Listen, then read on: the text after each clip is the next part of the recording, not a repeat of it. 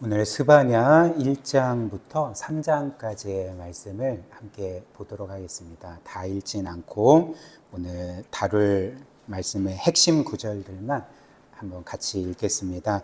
먼저 스바냐 1장 1절부터 7절입니다. 하나님 말씀을 들으십시오. 아몬의 아들 유다 왕 요시야의 시대에 스바냐에게 임한 여호와의 말씀이라. 스바냐는 히스기야의 현손이요 아마랴의 증손이요 그다랴의 손자요 구시의 아들이었더라. 여호와께서 이르시되 내가 땅 위의 모든 것을 진멸하리라. 내가 사람과 짐승을 진멸하고 공중의 새와 바다의 고기와 거치게 하는 것과 악인들을 아울러 진멸할 것이라. 내가 사람을 땅 위에서 멸절하리라. 나 여호와의 말이니라. 내가 유다와 예루살렘의 모든 주민들 위에 손을 펴서 남아있는 바알을 그곳에서 멸절하며 그마림이란 이름과 및 그 제사장들을 아울러 멸절하며 또 지붕에서 하늘의 뭇별에게 경배하는 자들과 경배하며 여호와께 맹세하면서 말감을 가리켜 맹세하는 자들과 여호와를 배반하고 따르지 아니한 자들과 여호와를 찾지도 아니하고 구하지도 아니한 자들을 멸절하리라. 주 여호와 앞에서 잠잠할지어다. 이는 여호와의 날이 가까웠으므로 여호와께서 희생 제물을 준비하고 그가 청할 자들을 구별하셨음이니라. 아멘. 3장 14절부터 17절. 스바냐 3장 14절부터 17절입니다. 시온에 따라 노래할지어다. 이스라엘아 기쁘게 부를지어다. 예루살렘 따라 전심으로 기뻐하며 즐거워할지어다. 여호와가 너의 형벌을 제거하였고 너의 원수를 쫓아냈으며 이스라엘 왕 여호와가 너희 가운데 계시니 너가 다시는 화를 당할까 두려워하지 아니할 것이라. 그날에 사람이 예루살렘에 이르기를 두려워하지 말라. 시온아 너의 손을 늘어뜨리지 말라. 너의 하나님 여호와가 너희 가운데 계시니 그는 구원을 베푸실 전능자시니라. 그가 너로 말미암아 기쁨을 이기지 못하시며 너를 잠잠히 사랑하시며 너로 말미암아 즐거이 부르며 기뻐하시리라 하리라. 아멘. 지난주에 우리는 우리를 향한 하나님의 영원전 사랑과 기쁨을 함께 살펴보았습니다. 오늘은 이어서 하나님의 우리를 향한 그 영원전 사랑과 기쁨이 우리 시간 안에 사는 우리에게 어떻게 나타나는지를 함께 살펴보면 좋겠습니다. 일단 결론부터 말씀드리면 우리를 향한 하나님의 영원전 사랑과 기쁨은 이 땅에서 우리에게 하나님의 질투하시는 사랑으로 나타납니다. 하나님의 질투하시는 사랑으로 저와 여러분들에게 나타난다는 거죠. 그래서 일단 우리가 읽은 스바냐서는 우리를 향한 하나님의 놀라운 사랑과 기쁨을 가장 생생하게 전해주는 성경 말씀이라 할 수가 있습니다. 17절, 3장 17절 말씀, 여러분들도 잘 아시는 말씀이죠. 너의 하나님 여호와가 너희 가운데 계시니 그는 구원을 베푸실 전능자시라. 그가 너로 말미암아 기쁨을 이기지 못하시고 너를 잠잠히 사랑하시고 너로 말미암아 즐거이 부르며 기뻐하시리라 하리라. CCM 노래도 있죠. 하나님께서 내가 너로 말미암아 기쁨을 이기지 못한다. 너를 잠잠히 사랑하고 그리고 너로 말미암아 즐거이 부르며 기뻐할 거다. 이 사랑과 기쁨의 고백만큼 놀라운 사랑 고백이 있겠습니까? 그리고 우리가 스바냐서에서 이 구절만 딱 떼어놓고 보면 스바냐서는 그분의 백성을 향한 하나님의 러브레터구나. 이 스바냐서에는 하나님의 사랑의 고백들이 가득 차 있구나. 그런데 그렇지 않습니다. 왜냐하면 우리가 읽은 이 스바냐 1장을 보면 하나님은 방금 전까지만 해도 그분의 백성을 향해 진노하고 계셨기 때문에 그랬습니다.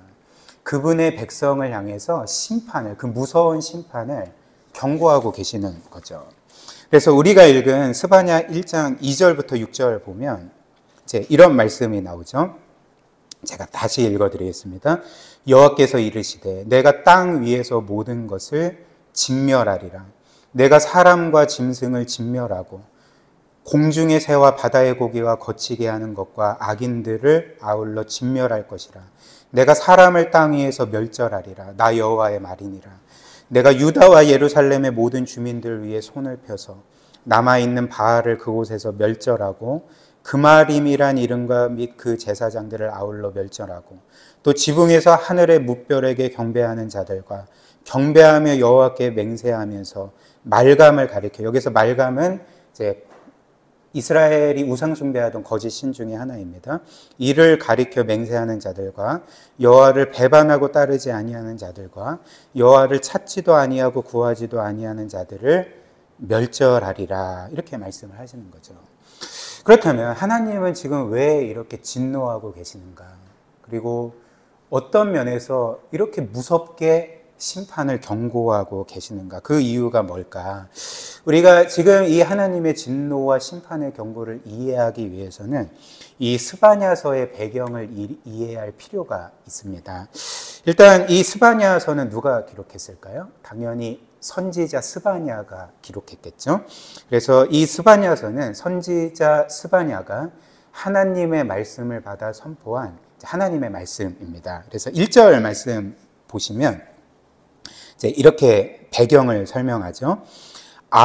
아몬의 아들 유다 왕 요시야의 시대에, 즉 요시야 왕이 통치하던 시대에 스바냐에게 임한 여호와의 말씀이라. 스바냐는 히스기야 왕의 현손, 즉 4대 손이고 아마랴의 증손이고 그다랴의 손자고 구시의 아들이었더라, 이렇게 말합니다. 그래서 스바냐가 활동한 시기, 하나님의 말씀을 전한 시기는 이제 요시야 왕이 통치하던 시기입니다.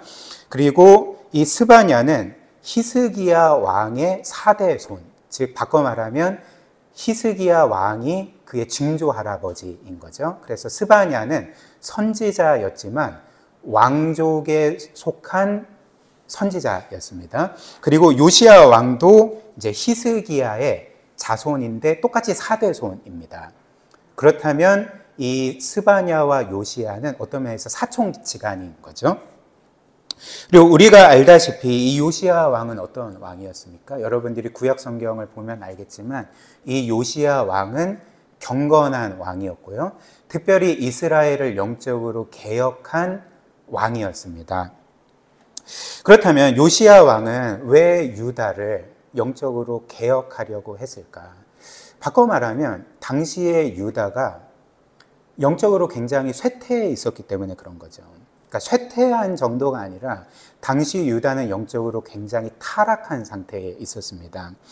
그래서 제가 말씀드린 것처럼 사실 요시야 왕 그리고 이 스바냐의 증조 할아버지였던 히스기야 왕은 굉장히 경건한 왕이었습니다. 그래서 히스기야 왕은 당시 우상 숭배를 하던 이 유다를 개혁해서 그래서 성전을 정화하고 또 오랫동안 잊혀져서 지켜지지 않았던 유월절을 다시금 지키게 만들었던 사람이었습니다. 그리고 이런 히스기야가 죽고 이제 그의 아들이었던 이제 므낫세, 즉 요시야와 스바냐의 이제 할아버지격이 되겠죠. 이 므낫세는 어떻게 했을까요? 이 므낫세는 악한 왕이었습니다. 자기의 아버지가 이룬 이 영적인 개혁을 이제 뒤엎어 버렸던 거죠. 그래서 다시금 이 유다를 우상 숭배의 죄에 빠지게 만들었습니다. 그래서 예를 들면 이 므낫세는 성경에 따르면 이제 유다 전역에 다시금 바알과 아세라 신상을 세웁니다. 그리고 성전 뜰에 이제 1월 성신을 위한 제단을 쌓고 백성들로 하여금 이제 우상 숭배를 하게 만들었고요. 심지어 어떤 일까지 벌였냐면 이 므낫세는 자기의 아들들을 그 암몬의 신인 우리가 본 이제 말감이라는 신, 이제 다른 말로 하면 이제 몰렉이라는 이름의 거짓신인데 어떻게 했냐면 자기의 자녀들을 그 몰렉 신에게 인신 제사를 드렸던 거죠. 그러니까 이런 끔찍한 죄를 지은 이가 이 히스기야의 아들이었던 므낫세였습니다. 그리고 그런 므낫세가 죽고 이제 그의 아들이자 이제 요시야 왕의 아버지인 아몬이 왕위를 이어받았는데 그 아몬 역시 이제 악한 왕이었습니다. 그래서 똑같이 우상숭배를 하면서 하나님을 대적했던 거죠. 그리고 그 아몬이 이제 암살당해서 죽게 되고 이제 누가 왕위에 등극할까요? 그 아몬의 아들이었던 오늘 1절에 나타난 요시야가 왕위에 등극하게 되는 거죠. 근데 이제 그때에 하나님은 여전히 이 유다 안에 있는 그 끔찍한 죄악들, 하나님을 대적하는 온갖 우상숭배들을 보시면서 분노하시고 그래서 이 스바냐 선지자를 통하여서 심판을 경고하고 계시는 것입니다. 이해되시죠? 그래서 4절부터 6절 제가 다시 읽어드리면 이제 하나님의 심판의 경고가 이 우상숭배에 초점이 맞춰져 있다는 것을 알게 되실 것입니다. 4절부터 6절 내가 즉 하나님께서 유다와 예루살렘의 모든 주민들 위에 손을 펴서 남아있는 바알을 그곳에서 멸절하고 그마림이란 이름, 여기에서 그마림이란 이제 우상숭배를 하던 제사장들을 가리키는 그 호칭입니다. 이 그마림이란 이름과 및 그 제사장들을 아울러 멸절하고 또 지붕에서 하늘의 묵별에게 경배하는 자들과 또 경배하며 여호와께 맹세하면서 말감, 아까 그 므낫세가 인신제사, 자기의 자녀를 바쳤던 이 말감, 몰렉을 가리켜 맹세하는 자들과 여호와를 배반하고 따르지 아니하는 자들과 여호와를 찾지도 아니하고 구하지도 아니한 자들을 멸절하리라, 이렇게 심판을 경고하셨던 거죠. 그렇다면 우리는 여기에서 혼란에 빠지게 됩니다. 우리가 처음 읽은 이 스바냐 3장 17절 말씀에는 하나님의 어떤 감정이 표현되어 있었습니까? 자기 백성을 향한 그 놀라운 사랑, 그 주체할 수 없는 기쁨, 내가 정말 말할 수 없는 기쁨으로 이들을 기뻐하고 나의 이 기쁨을 노래한다. 지금 이렇게 자신의 감정을 표현하신 하나님께서 지금은 뭐라고 하십니까? 분노하고 계시는 거죠. 그 백성을 향해 불타는 진노를 바라시면서 이들을 무시무시하게 심판할 것이라고 경고하고 계시는 것입니다. 그렇다면 제가 이런 질문 드리겠습니다. 어떤 것이 하나님의 진짜 감정입니까?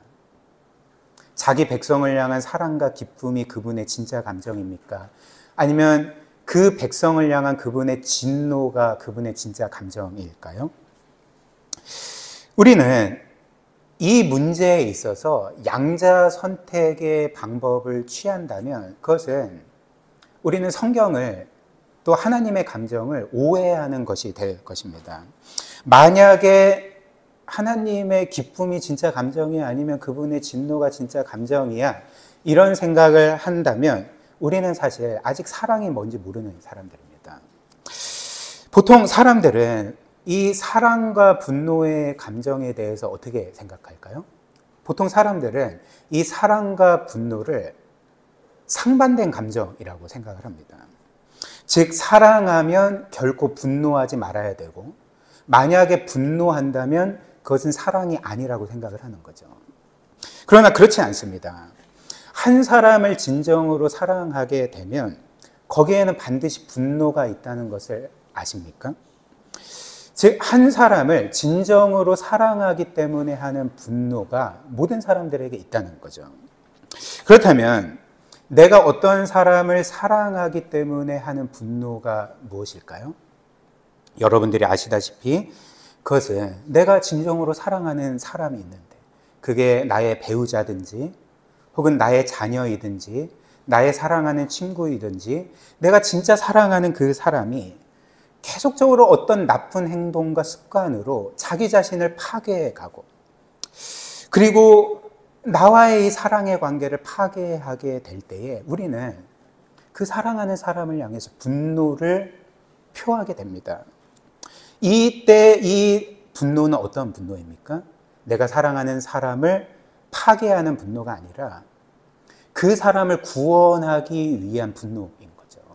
이해되십니까? 예를 한번 들어보겠습니다.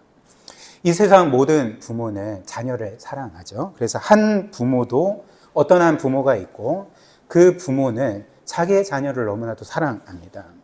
그리고 그 자녀는 오늘 스바냐 3장 17절 말씀처럼 부모에게 말할 수 없는 기쁨입니다. 주체할 수 없는 기쁨입니다. 그런데 그렇게 사랑하는 그 자녀가 지금 어떤 나쁜 행동과 습관으로 인해서 계속적으로 스스로를 파괴하고 있다고 생각을 해보십시오. 그리고 그 자녀가 그런 나쁜 행동과 습관으로 인해서 자기 자신을 파괴할 뿐만 아니라 이 부모와의 관계를 계속 파괴하고 있다고 생각을 해보십시오. 그리고 지금까지 부모는 그 자녀에게 모든 것을 줬습니다. 그 자녀를 사랑하고 기뻐함으로 그 자녀에게 필요한 모든 것을 줬는데, 정말 최선을 다해 그 자녀를 양육했는데, 이제 그 자녀가 부모에게 이런 말을 한다면, 당신은 이제 내 부모가 아닙니다. 이 사람들이 내 진짜 부모입니다 라고 말을 한다면 여러분들은 어떻게 하시겠습니까? 어떤 한 부모가 만약에 자녀의 그런 행동에 대해서 그래, 나는 관대하니까 너의 그런 결정도 존중해. 내가 아니라 다른 사람을 너의 부모로 여긴다고 해도 나는 상관없어. 나는 너가 행복하기만 바랄 뿐이야. 이렇게 말한다면 그 사람은 사실 부모가 아닌 거죠. 부모는 자녀가 그의 나쁜 행동과 습관으로 인해 계속적으로 자기의 삶을 파괴하는 것과 또 그것으로 인해서 부모와의 관계를 깨트리고 심지어 다른 사람을 자신의 부모로 대하는 것에 대해서 끔찍한 배신감을 느낄 것입니다. 그리고 자녀가 그렇게 자신의 삶을 파괴하는 것에 대해서 분노하게 되는 거죠. 마찬가지로 한 사람이 결혼을 했고 또 자신의 배우자를 너무나도 사랑한다고 생각을 해보십시오. 근데 그 배우자가 어떤 나쁜 행동과 습관으로 자기 자신을 계속 파괴한다고 생각을 해보십시오. 그리고 그 관계를 파괴할 뿐만 아니라 이제 심지어 바람을 피우고 이제 당신은 내 배우자가 아니라 이 사람이 내 배우자니까 이제 알아서 하라 이렇게 한다면 그것에 대해서 어떻게 말하겠습니까? 그래, 나는 당신을 사랑하니까 당신의 그 뜻을 100% 존중해. 그렇기 때문에 나는 그래도 상관없어 라고 하겠습니까? 우리는 내가 사랑하는 그 배우자가 그렇게 끔찍한 나쁜 행동과 습관으로 인해 자기 자신을 파괴하고 나와의 관계를 파괴하고 또 내 사랑을 그렇게 헌신자처럼 버리고 다른 사람을 배우자처럼 여긴다면 우리는 분노하게 되는 거죠. 그때 그 분노는 어떤 분노입니까? 그 사람을 파괴하기 위한 분노가 아닙니다. 오히려 나와 그 사람의 사랑의 관계를 지키기 위한 분노이고 그 사람을 그 인생의 나락에서 구원하려고 하는 분노인 거죠. 그렇기 때문에 사랑의 반대말은 분노가 아닙니다. 사랑의 반대말이 뭔지 아십니까? 분노가 아니라 무관심인 거죠. 사랑한다면 반드시 분노하게 되어 있습니다. 이것이 바로 오늘 이 스바냐 이 1장부터 3장까지 이어지는 하나님의 분노의 감정의 본질이라는 거죠. 즉 이것이 바로 그분의 백성에 대한 하나님의 감정이고 또 그분의 자녀이자 또 그분의 배우자인 아내인 우리를 향한 하나님의 감정의 본질이 되는 것입니다. 한번 생각을 해보십시오. 성경은 하나님을 우리의 창조주로 말씀할 뿐만 아니라 그분을 우리의 남편으로 말씀한다는 사실을 아십니까? 그분을 우리의 아버지이시자 남편이고 우리는 그분의 아내라고 시종일관 말을 합니다. 예를 들면 이사야 54장 5절 말씀 한번 보십시오. 이사야 54장 5절 보시면 이제 하나님께서 그분과 우리의 관계를 이렇게 정의하십니다. 이는 너를 지으신 이, 즉 창조주가 너의 남편이시라. 그의 이름은 만군의 여호와시고 너의 구속자는 이스라엘을 거룩한 이시라. 그는 온 땅의 하나님이라 일컬음을 받을 것이라. 무슨 말일까요? 하나님은 우리의 창조주이실 뿐만 아니라 너희의 남편이다. 그렇다면 우리는 그분의 아내라는 말인 거죠. 따라서 하나님께서 우리의 창조주이실 뿐만 아니라 그분이 우리를 사랑하시는 아버지이시고 우리의 남편이시고 우리는 그분의 자녀요 아내라면 우리의 죄는 뭐겠습니까? 우리의 죄의 본질은 무엇이겠습니까? 저와 여러분들이 그런 하나님께 짓는 죄는 사실 그냥 범법 행위 정도가 아닙니다. 하나님의 법을 깨트리는 것이 단지 죄가 아닙니다. 그분이 우리의 아버지이시고 우리를 진정으로 사랑하시는 남편이시라면 우리가 그분께 짓는 죄는 그분의 법을 깨트리는 것만이 아니라 그분의 마음을 깨트리는 거죠. 그분의 마음을 산산조각 내는 것입니다. 그분의 마음에 씻을 수 없는, 치료할 수 없는 상처를 입히는 것이 우리의 죄의 본질이라는 거죠. 즉 우리는 우리에게 모든 것 주시는 그분을 무시합니다. 우리의 창조주이시고 우리의 존재와 생명과 호흡과 우리가 이 세상에서 누리는 모든 것을 그분으로부터 받았음에도 불구하고 또 그분은 아버지로서 우리를 사랑하시고 우리의 삶을 돌보시고 우리를 향해 가장 선한 계획을 갖고 계시고 그 계획을 따라 우리의 삶을 이끌고 계시는데도 불구하고 또 그분은 우리의 남편이셔서 오늘 스바냐 3장 17절 말씀처럼 주체할 수 없는 사랑과 기쁨으로 우리를 사랑하시고 기뻐하시고 우리와 함께하기를 원하심에도 불구하고 죄는 뭘까요? 우리의 아버지를 아버지로 인정하지 않고 우리의 남편을 남편으로 인정하지 않고 이것이 내 아버지입니다. 이것이 내 남편입니다. 라고 하는 게 죄라는 거죠. 당신은 내 삶과 이제 아무런 관련이 없습니다. 이렇게 말하는 것이 죄라면 그 죄는 그분의 마음을 깨트리는 거죠. 치유할 수 없는 상처를 입히는 것입니다. 이게 죄입니다. 그래서 우리는 이런 배경에서 하나님께서 우리에게 명하신 오직 하나님만을 사랑하고 하나님만을 기뻐하고 그분만을 예배하고 섬기라는 그 배타적인 명령의 참 의미를 깨닫게 되지 않겠습니까? 즉 그분만을 섬기고 너에게 다른 신을 두지 말라는 이 배타적인 명령의 의미가 어떤 것인지를 깨닫게 됩니다. 예를 들면 하나님은 여러분들이 아시다시피 출애굽기를 보면 이 이집트에서 430년 동안 노예살이를 하던 이스라엘 백성을 구원하시고 이제 시내산으로 인도하시죠.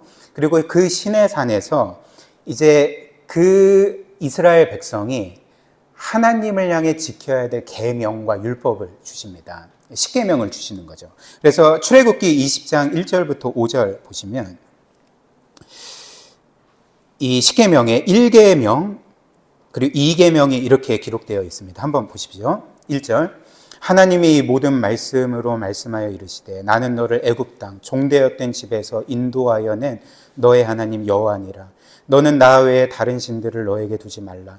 너를 위하여 새긴 우상을 만들지 말고 또 위로 하늘에 있는 것이나 아래로 땅에 있는 것이나 땅 아래 물속에 있는 것에 어떤 형상도 만들지 말고 그것들에게 절하지 말고 그것들을 섬기지 말라. 나 너의 하나님은 여호와는 질투하는 하나님인지 이렇게 말씀을 합니다.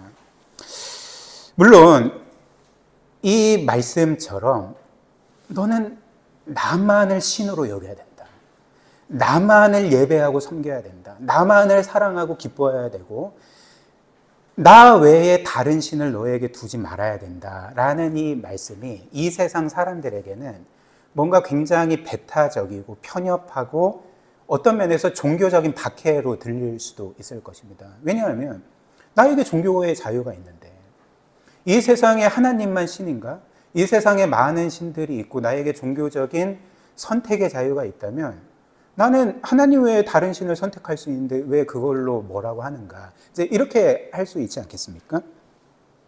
그런데 만약 이 성경이 진짜 하나님의 말씀이고 진리라면 그래서 하나님만이 이 세상 만물을 창조하시고 주관하시는 유일한 신이시고 이 세상 하나님 외의 모든 신들은 하나님을 떠나 생명에서 끊어진 사람들이 자기의 상상력으로 만들어 원래 없는 존재들이라면 그리고 하나님은 지금도 이 세상 만물과 우리의 삶을 붙들고 계시고 우리에게 있는 모든 것들을 여전히 공급하시는 분이시라면 무엇보다도 오늘 말씀처럼 하나님이 우리의 단지 창조주가 되실 뿐만 아니라 우리의 아버지이시고 우리의 남편이시라면 우리는 마땅히 하나님만을 섬겨야 되는 거죠.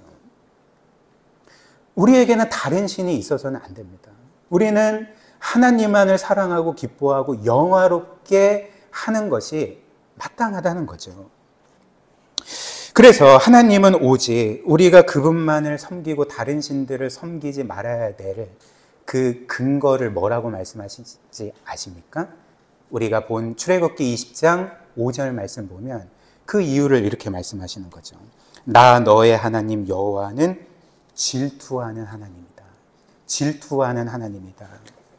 즉 하나님은 너희가 다른 신을 섬기면 안 되고 오직 나만을 섬겨야 되는 것은 내가 질투하는 하나님이다라고 이제 말씀하시는 것이 사실 여러분들에게 좀 이상하게 들릴 수도 있을 것입니다. 그래서 사람들은 이런 말씀을 들으면서 이제 이렇게 반문할 수도 있을 것입니다. 아, 하나님 참 속 좁으시네. 참 뭔가 좀 치사하시네. 뭐 그게 대단하다고 내가 다른 신을 섬기지 말라고 하시고 그 이유로 나는 질투가 많은 하나님이다 이렇게 말씀하시나. 아, 참 속 좁으시다 이렇게 말할 수도 있을 것 같습니다. 그러나 그렇지 않습니다. 질투란 무엇입니까? 질투는 단지 어떤 속 좁은 마음의 표현이 아닙니다. 사실 이 진정한 질투라는 것은 사랑의 또 다른 표현이라는 것 아십니까? 앞에서도 우리가 잠시 살펴보았지만 예를 들면 우리의 사랑하는 배우자나 혹은 우리의 사랑하는 자녀가 내가 아닌 사람을 그의 부모로 대하거나 배우자로 대할 때 그것도 어떤 사기꾼 같은 사람에게 속아서 이 사람이 내 배우자예요. 이 사람이 내 부모예요. 이렇게 한다면 여러분들은 그냥 가만히 있으시겠습니까? 아, 그래, 그럴 수도 있지. 이렇게 하겠습니까? 그렇지 않습니다. 우리는 반드시 질투하게 되어 있습니다. 분노하게 되어 있습니다. 만약에 질투하지 않고 분노하지 않는다면 우리는 그 사람을 사랑하는 게 아닌 거죠. 따라서 하나님의 질투는 속 좁은 감정의 표현이 아닙니다. 하나님의 질투는 우리를 향한 사랑의 관계를 지키시려는, 우리를 끝까지 사랑하시려는 그분의 사랑의 열심인 거죠. 이게 질투입니다. 그래서 하나님은 이 질투로, 그분의 질투로 분노하시죠. 그리고 심판을 경고하십니다. 그래서 스바냐 1장 17절 18절 한번 보십시오. 하나님이 이렇게 분노하시는 그 근거가 하나님의 질투로 나타납니다. 스바냐 1장 17절 18절 내가 사람들에게 고난을 내려서 맹인같이 행하게 하리니 이는 그들이 나 여호와께 범죄하였음이라. 또 그들의 피는 쏟아져서 티끌같이 되고 그들의 살은 분토같이 될지라. 그들의 음과 근이 여호와의 분노의 날에 능히 그들을 건지지 못할 것이고 이 온 땅이 여호와의 질투의 불에 삼켜지리니 이는 여호와가 이 땅 모든 주민을 멸절하되 놀랍게 멸절할 것임이라. 이렇게 말을 합니다. 그렇다면 하나님께서 질투로 심판을 경고하시고 심판하시겠다고 말씀하시는 것은, 그렇다면 우리가 질투의 의미를 알게 된다면 이것을 어떻게 해석할 수 있겠습니까? 하나님이 분노하시며 심판을 경고하고 계시지만 그것이 그분의 사랑의 질투로 말미암는 것이라면 심판은 그분의 본심이 아니라는 거죠. 심판은 그분의 본심이 아닙니다. 예를 들면 우리가 사랑하는 사람이 어떤 나쁜 사람에게 속아서 가스라이팅을 당해서 그래서 정신이 나간 상태에서 우리를 버리고 다른 사람에게 갔다고 해봅시다. 다른 사람을 이 사람이 내 부모예요. 이 사람이 내 배우자예요. 라고 그렇게 정신 나간 상태에서 살고 있다고 해봅시다. 그렇다면 말씀드린 것처럼 우리는 당연히 질투하겠죠. 분노하겠죠. 그런데 이때 우리가 질투하고 분노하는 목적이 무엇이겠습니까? 그 사람에게 분노하는 것이 내가 이 사람을 없애버릴 거야. 이 사람을 멸망시켜 버릴 거야. 이런 것이겠습니까? 물론 우리는 분노하면서 그런 감정의 표현을 얼마든지 할 수 있습니다. 그런데 우리가 질투함으로써 그 질투로 인해서 다다르고자 하는 목적이 그를 파멸시켜 버리는 게 아니라는 거죠. 오히려 우리가 질투로 분노하는 것은 그 사람이 다시금 정신을 차리고 우리에게로 돌아와서 다시금 그 사람을 유일하게 진실하게 사랑할 수 있는 나와의 사랑의 관계로 들어오기를 바라는 감정이 바로 이것 아니겠습니까? 하나님도 마찬가지입니다. 하나님도 오늘 스바냐 1장부터 그분의 백성에 대해서 진노하고 계십니다. 심판을 경고하고 계십니다. 근데 이후에 보니까 내가 질투함으로 이들에게 분노하고 내가 질투함으로 이들에게 심판을 경고하고 있다라고 말씀을 하십니다. 그렇다면 하나님의 본심이 뭐라는 것입니까? 그들의 멸망이 아니라 그 이면에 나는 너희를 회복시키기를 원한다. 너희가 죄와 우상에서 돌이켜서 나에게로 돌아오기를 원한다. 다시금 너를 진정으로 사랑하는 유일한 남편인 나에게로 와서 나와의 복된 사랑의 관계를 누리기를 원한다. 이 마음이 하나님의 질투의 목적이라는 거죠. 그래서 하나님은 이제 그분을 버린 백성에게 이렇게 심판을 경고하시지만 곧 이어서 그 백성에 대한 구원의 약속을 주시는 거죠. 2장 한번 보십시오. 스바냐 2장 1절부터 3절. 1절입니다. 수치를 모르는 백성아 모일지어다.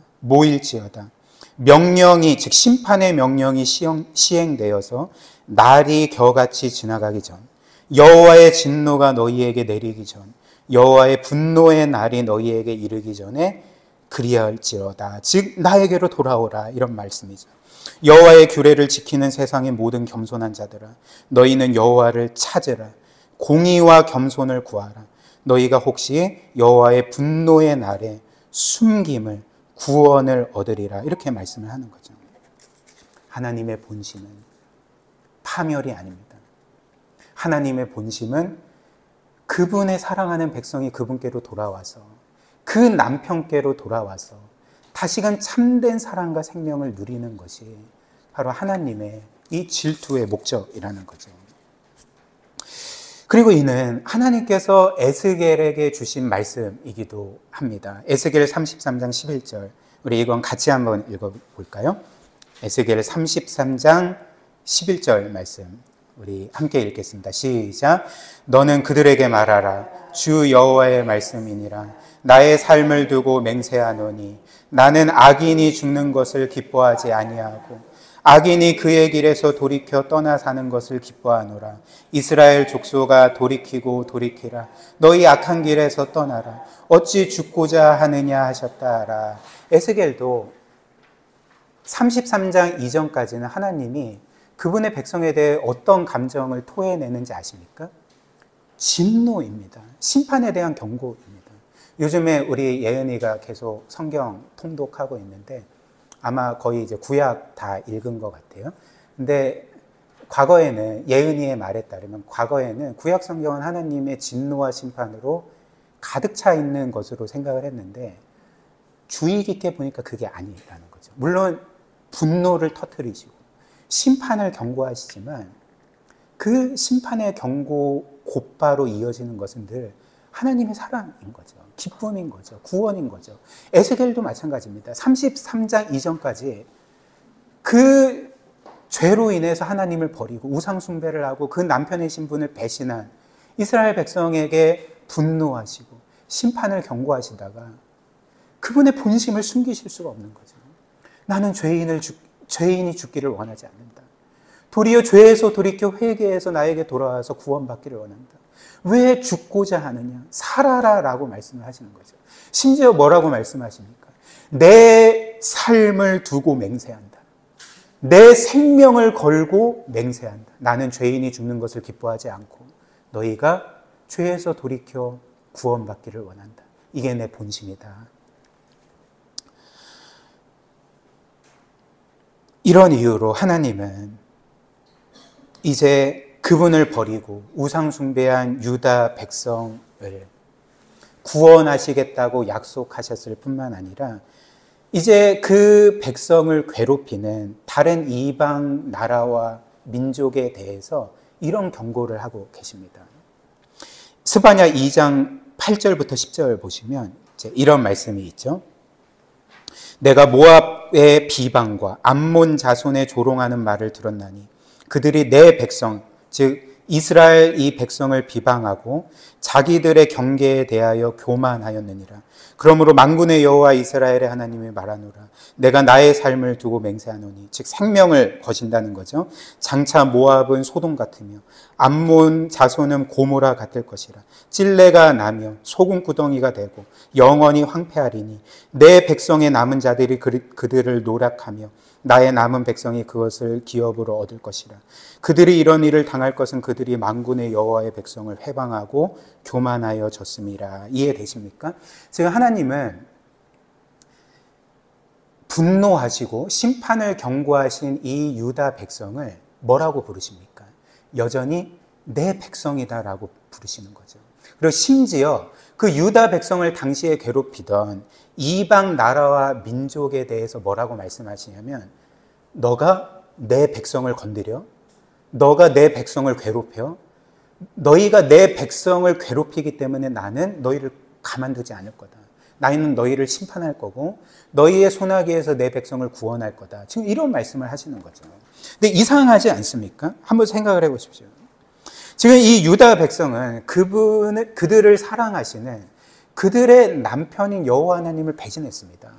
우상 숭배를 하며 간음을 했습니다. 쉽게 말하면 바람을 피고 지금 다른 남자에게로 간 거예요. 혹은 다른 여자에게로 간 거예요. 근데 어떤 일이 일어났냐면 지금 그 백성이 간음을 하여서 원래 남편이 여호와 하나님을 버리고 다른 남편에게 갔는데 그 남편이 그 유다 백성을 지금 학대하고 있는 것입니다. 괴롭히고 있는 거죠. 그렇다면 여러분들 같은 경우면 어떻게 하시겠습니까? 지금 나를 배신한 나의 남편, 나의 아내가 다른 사람에게 갔는데 그 사람에게 지금 괴롭힘을 당하고 있어요. 그렇다면 어떻게 하겠습니까? 꼴 좋다. 나를 버리고 나를 배신하고 다른 남자 혹은 다른 여자에게 가더니 그렇게 고통당하는 것 보니까 참 고소하다. 이렇게 할 수 있지 않겠습니까? 그렇지 않죠. 하나님은 지금 여전히 그분을 배신하고 있는, 여전히 다른 남편에게로 가 있는 그 유다 백성을 향해서 너가 나를 배신하고 나의 마음에 씻을 수 없는 상처를 입혔지만 그럼에도 불구하고 너희는 여전히 내 백성이다. 여전히 내 아내다.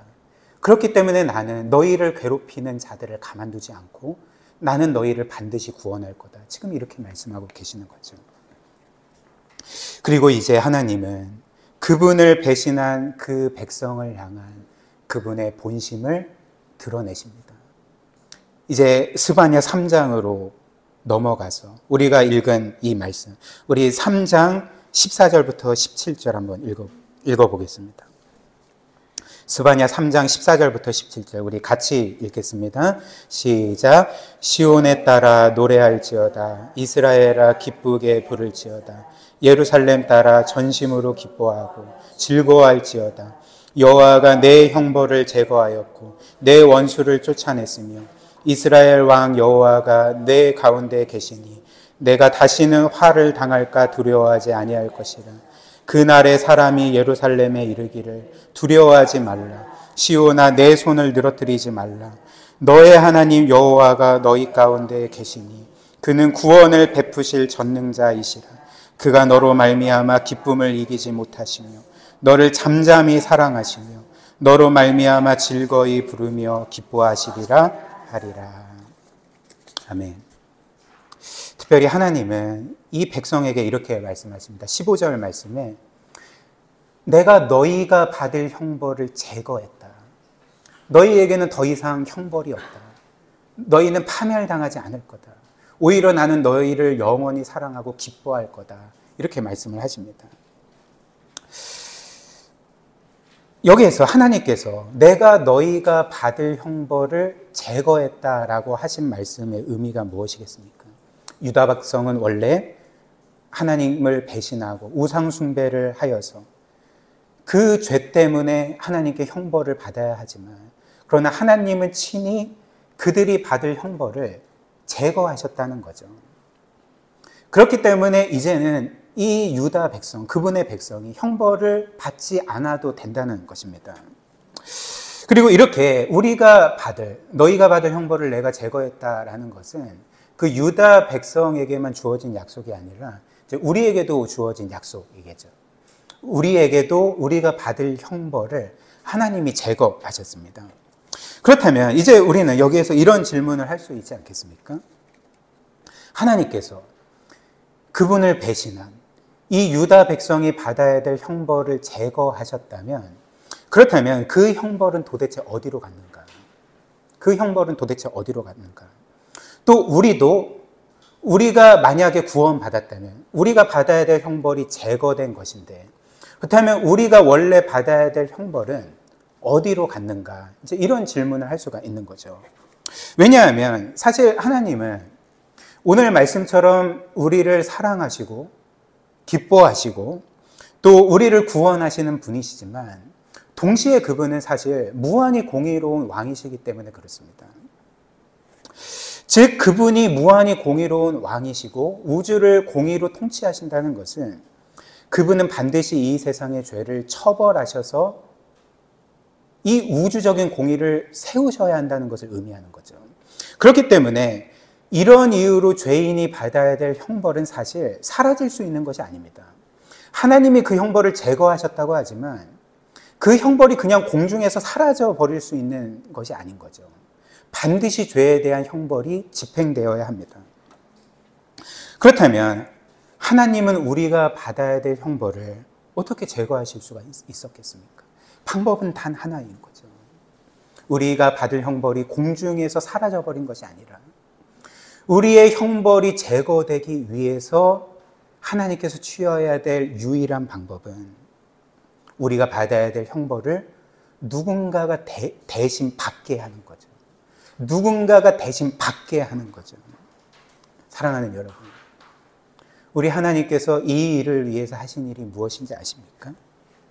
하나님께서 우리가 받아야 될 형벌을 제거하시기 위해서 하셔야 될 일은 우리의 모든 죄를, 우리의 과거와 현재와 또 미래에 지을 모든 죄를 그분이 사랑하시고 기뻐하시는 그 외아들에게 전가시키는 것이었습니다.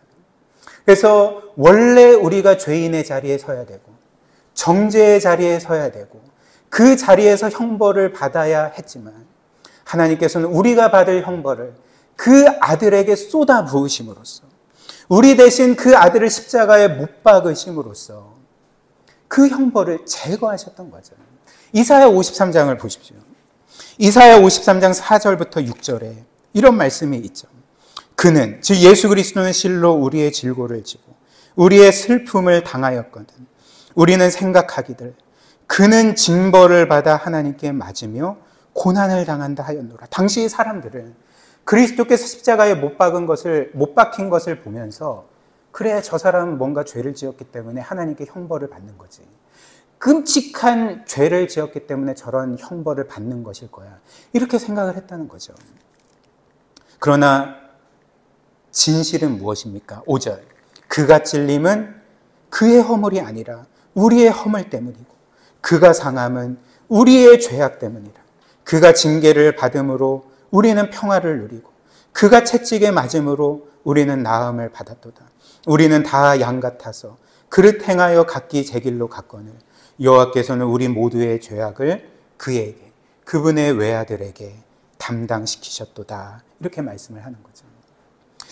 사랑하는 여러분, 오늘 우리가 본 이 스바냐 3장 17절의 하나님의 사랑의 고백,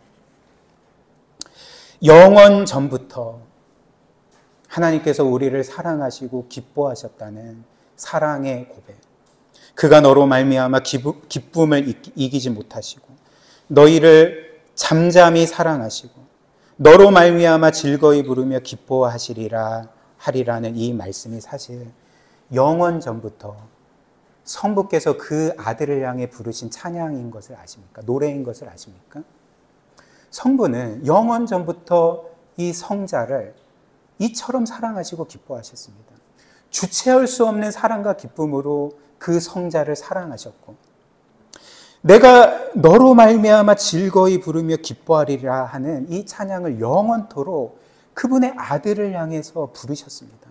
여러분들이 여러분의 자녀들에게 그런 노래를 부르는 것처럼 성부도 그 아들을 향해 그런 노래를 부르신 거죠.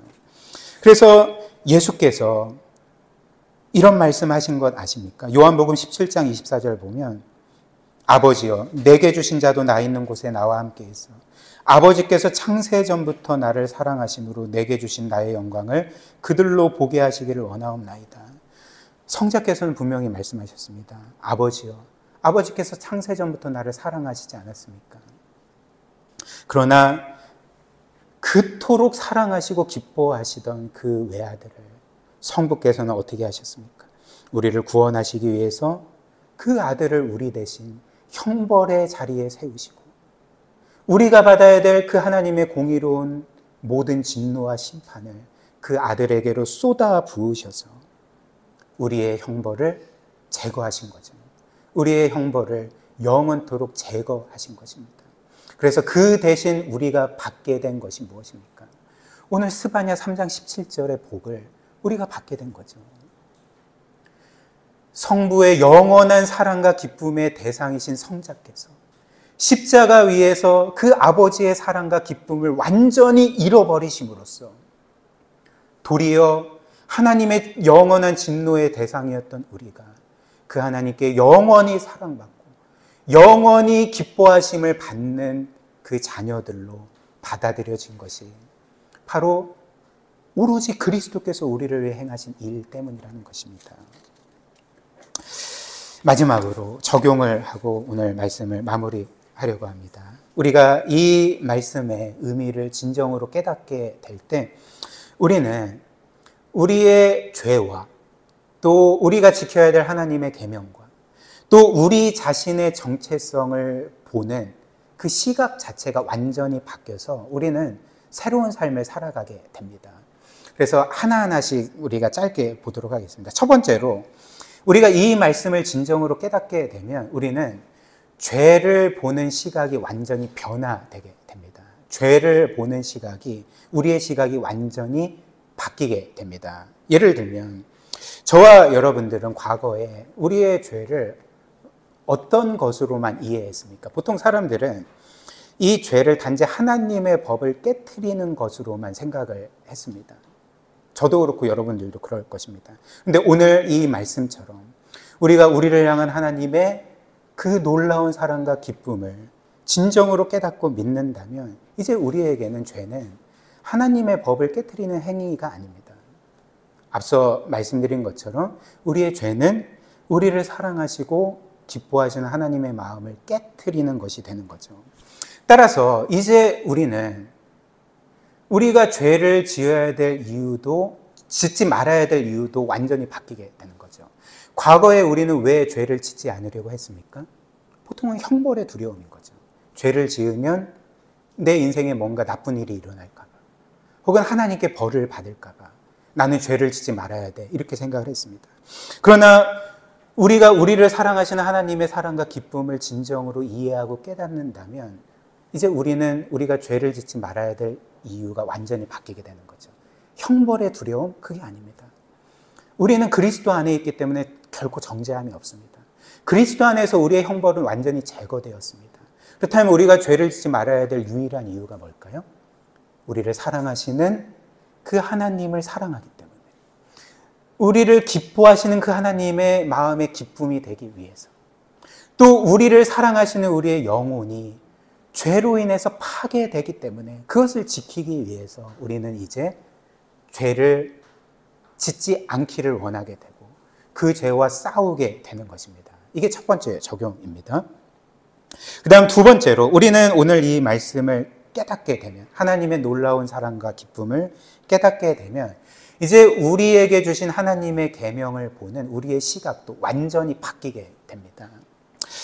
과거에 우리는 하나님의 계명을 왜 지켰습니까? 여러분들은 하나님의 계명을 왜 지켰습니까?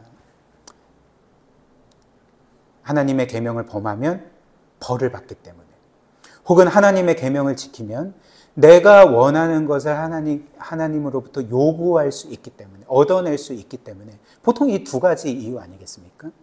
그러니까 두려움 때문에 하나님의 계명을 지키든지, 아니면 내가 얻고 싶은 것을 얻기 위해서 하나님의 계명을 지키든지, 이 둘 중에 하나였을 것입니다.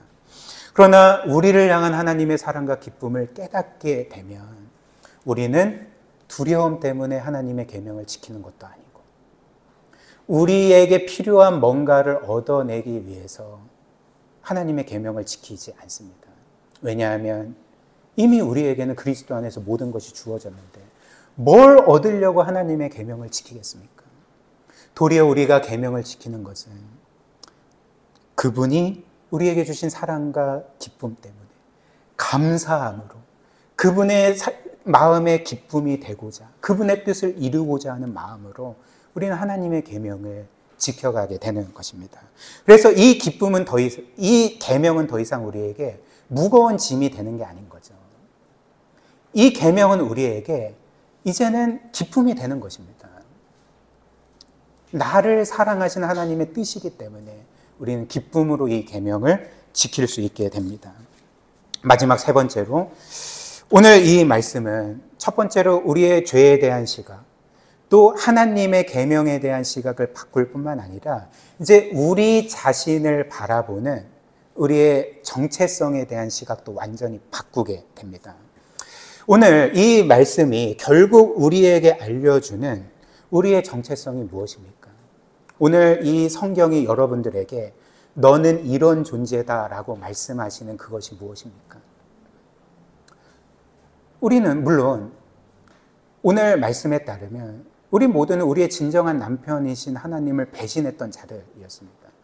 하나님을 무시하고 그분께로부터 모든 것을 받았지만 마치 받지 않은 것처럼 그분을 없는 존재로 여겼던 죄인들이었습니다. 그러나 그럼에도 불구하고 오늘 말씀이 우리에게 알려주는 우리의 존재, 우리의 정체성이 무엇일까요?